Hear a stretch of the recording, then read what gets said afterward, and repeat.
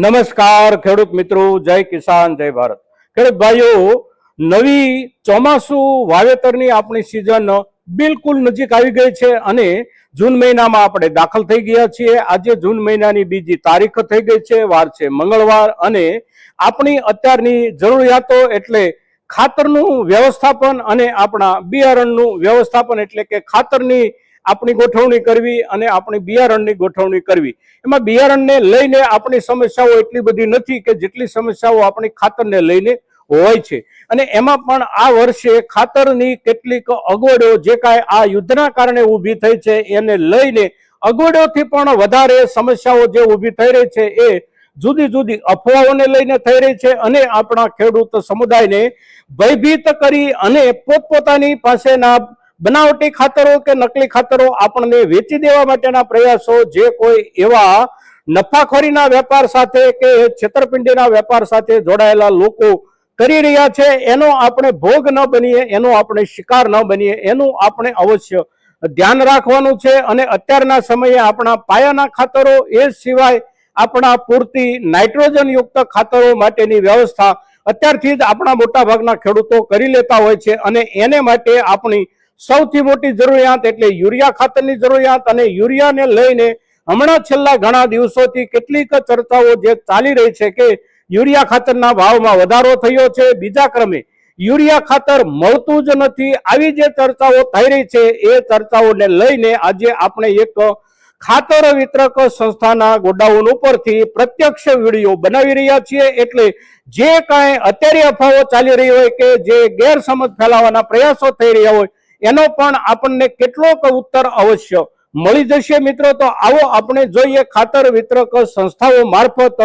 Urea ખાતરનું વ્યવસ્થાપન અત્યારે કેવી રીતે થઈ રહ્યું છે અને એના ભાવતાલની સ્થિતિ શું છે। તો દર્શક મિત્રો, આ જે સ્ટોક દેખાય છે આ યુરિયાનો સ્ટોક છે અને અત્યારે નવી રવાનગી આપણા સૌરાષ્ટ્ર વિસ્તારમાં ચાલુ થઈ ગઈ છે। ખાતર જે આવી રહ્યું છે આ કૃપકો એટલે કે કૃષક ભારતી કોઓપરેટિવ લિમિટેડ આપણી સહકારી ખાતર ઉત્પાદક સંસ્થા છે એના તરફથી એટલે કે હજીરા યાર્ડમાંથી આ ખાતર આવેલું છે 2 દિવસ પહેલા। અને યુરિયા ખાતરને લઈને ભાવોને મુદ્દે એક ચર્ચા જે કાંઈ ચાલી રહી છે એ ચર્ચા એટલે યુરિયા ખાતરના ભાવમાં વધારો આવ્યો છે કે આ થયું છે તે થયું છે, હકીકતમાં એવું કાંઈ નથી। હજી પણ સરકાર એના એ જ ભાવથી આપણને યુરિયા ઉપલબ્ધ કરાવે છે। અત્યારનો ભાવ વેચણી જે ચાલુ છે એનો ભાવ એટલે 266 ને 50 પૈસા એટલે કે એક બેગ 45 કિલો વજન અને 266 રૂપિયા 50 પૈસા અને આ જ ભાવથી પાછળના સમયમાં પણ વેચણી શરૂ હતી। સરકાર તરફથી આ ખાતરના ભાવમાં હજી પણ કોઈ પણ પ્રકારનો ભાવ વધારો કરવામાં નથી આવ્યો। તો દર્શક મિત્રો, આપણે જોયું કે આપણે જે સંસ્થામાં અહીંયા બેઠા છીએ એ જ સંસ્થાના બાજુના ભાગમાંથી ખાતરનું વિતરણ એટલે કે યુરિયા ખાતરનું વિતરણ શરૂ છે અને આ ભાગની અંદર એપીએસ નું વિતરણ શરૂ છે। સાથે સાથે અહીંથી પાછળ જે થપ્પો દેખાય છે ખાતરનો એ ખાતર એટલે કમ્પોસ્ટ ખાતર અને આ કમ્પોસ્ટ ખાતર આપણા કૃષક ભારતી કોઓપરેટિવ લિમિટેડ તરફથી સહકારી સંસ્થાઓને યુરિયાની સાથે સાથે થોડો થોડો અખતરો ખેડૂતોને કરવા માટે આપવામાં આવી રહ્યું છે અને કેટલાક ખેડૂતો એનો અવશ્ય ઉપયોગ કરવા માટે એની ખરીદી પણ અત્યારે કરી રહ્યા છે। હવે આપણે જોયું વિડીયોમાં કે ખાતર એટલે કે યુરિયા ખાતરના ભાવમાં હજી પણ કોઈ પ્રકારનો વધારો નથી થયો અને સાથે સાથે અત્યારના સમયના હિસાબથી આપણે જોઈએ તો હજી ચોમાસું શરૂ થાય અને ચોમાસું શરૂ થયા પછી મોટો વરસાદ ભારે વરસાદના સંજોગો ઊભા થાય અને આપણી પૂરક ખાતર એટલે કે ખાસ કરીને પૂરક નાઇટ્રોજનની વિશેષ જરૂરિયાત ઊભી થાય એ સમયે કદાચ આપણને થોડી ઘણી ખાતરની અગવડ પડી શકે, પણ અત્યારે એ સમયની વ્યવસ્થાના ભાગરૂપે આપણે થોડું ઘણું ખાતર ખરીદવા માંગતા હોઈએ તો સરકાર તરફથી પૂરતી વ્યવસ્થા થઈ રહી છે અને વ્યવસ્થા જે થઈ રહી છે એના પ્રયાસો સરકાર અવશ્ય કરી રહી હોય છે, પણ સાથે સાથે આપણા દરેક ગામડામાં અને આપણી આસપાસના તાલુકાના સેન્ટરો જે કાંઈ હોય ત્યાં પણ સહકારી સંસ્થાઓ જે વધારે સક્રિય હશે, ખાસ કરીને આપણા ગામડાઓની સેવા સહકારી મંડળીઓ કે જે સેવા સહકારી મંડળીઓ પોતાના સભાસદ ખેડૂતો માટે ખાતરનું વ્યવસ્થાપન પરિશ્રમપૂર્વક કાયમ માટે કરતી રહેતી હોય આવી સંસ્થાઓની સાથે જોડાયેલા ખેડૂતો માટે કોઈ પ્રશ્ન નથી। અત્યારે પણ મોટાભાગના પાયાના ખાતરો ઉપલબ્ધ છે, સાથે સાથે પૂરતી ખાતરો પણ ઉપલબ્ધ છે, પણ જ્યાં આ વ્યવસ્થા સ્થાનિક દરજ્જે મજબૂત નથી અથવા તો નિયમિત રૂપમાં સંચાલિત નથી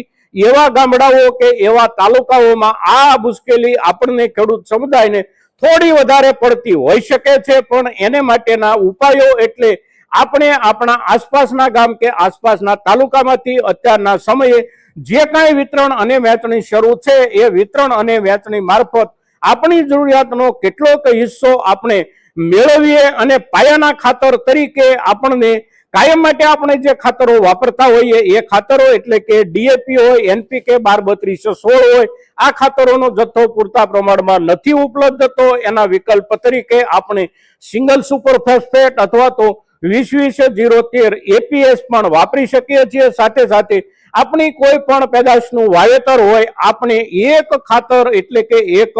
તત્વ એટલે કે પોટેશિયમ તત્વ અવશ્ય સાથે ઉમેરવાનો આગ્રહ રાખીએ મિત્રો, જેથી કરીને આપણા કોઈ પણ પાકની ગુણવત્તા સુધરશે અને ગુણવત્તાની સાથે સાથે આપણા કોઈ પણ પાકની ટકાઉ શક્તિ વધવાનો પાયાનો કોઈ પણ આધાર હોય તો એ આધાર હોય છે પોટેશિયમ, કારણ કે પોટેશિયમ જે છે એ ગુણવત્તાને ઊંચામાં ઊંચા આંકડા સુધી પહોંચાડતું હોય છે અને જેની ગુણવત્તા સારી હોય એને જ આપણે લાંબા સમય સુધી સારી રીતે સંગ્રહિત રાખી શકીએ છીએ મિત્રો। તો આ દરેક મુદ્દાઓને આપણે અવશ્ય ધ્યાનમાં રાખીએ અને અત્યારના સમયે કોઈ પણ પ્રકારની અફવાઓ અને ખાસ કરીને આપણને નકલી ખાતરો વેચી દેવા માટે બજારમાં આવી ગયેલા લે ભાગુ લોકો તરફથી ચલાવવામાં આવતી અફવાઓ પર આપણે ધ્યાન ઓછામાં ઓછું આપીએ અને વાસ્તવિકતાને સમજવાનો પ્રયાસ કરીએ અને હકીકતો જે કાંઈ છે એ હકીકતોની નજીક જઈ અને આપણી જરૂરિયાત મુજબની ખાતરોની આપણે વ્યવસ્થા કરીએ મિત્રો।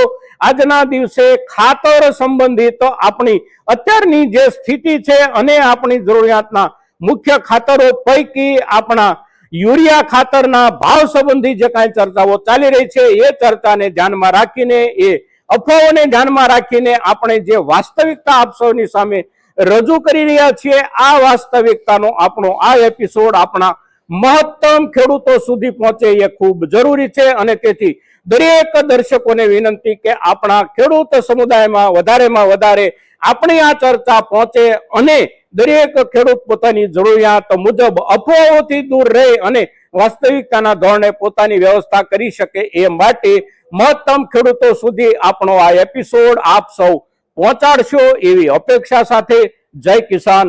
જય ભારત।